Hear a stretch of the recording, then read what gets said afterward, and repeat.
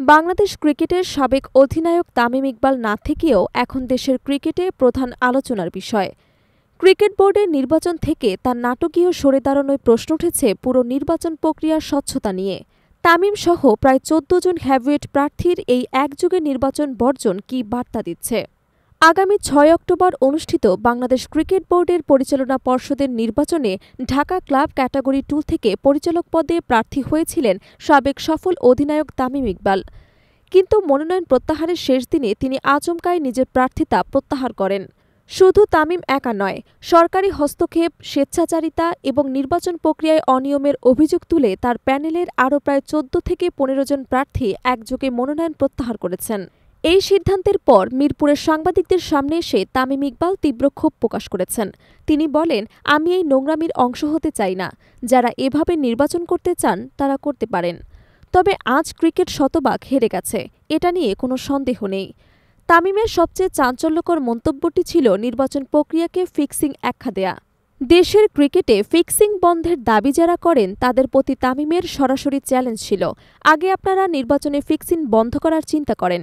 তিনি আরও অভিযোগ করেন, যখন যা মনে হচ্ছে তখন সেই নিয়ম বদলে দেওয়া হচ্ছে এবং এই নির্বাচন বাংলাদেশ ক্রিকেটের ইতিহাসে একটি কালো দাগ হয়ে থাকবে।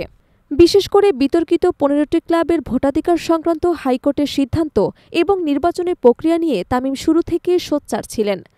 তার অভিযোগ, বোর্ডের প্রভাবশালী মহল নিজেদের সুবিধামতো পরিস্থিতি তৈরি করেছে। তামিম এবং তার সঙ্গীদের এই সরে দাঁড়ানোকে তারা নৈতিক প্রতিবাদ হিসেবেই তুলে ধরছেন। তামিমের এই প্রতিবাদী প্রস্থান বিসিবি নির্বাচনে একটি বড় শূন্যতা তৈরি করছে, কারণ যারা সরে দাঁড়িয়েছেন তাদের প্রত্যেকেই ছিলেন শক্তিশালী ভোট ব্যাংকের অধিকারী এবং প্রভাবশালী প্রার্থী।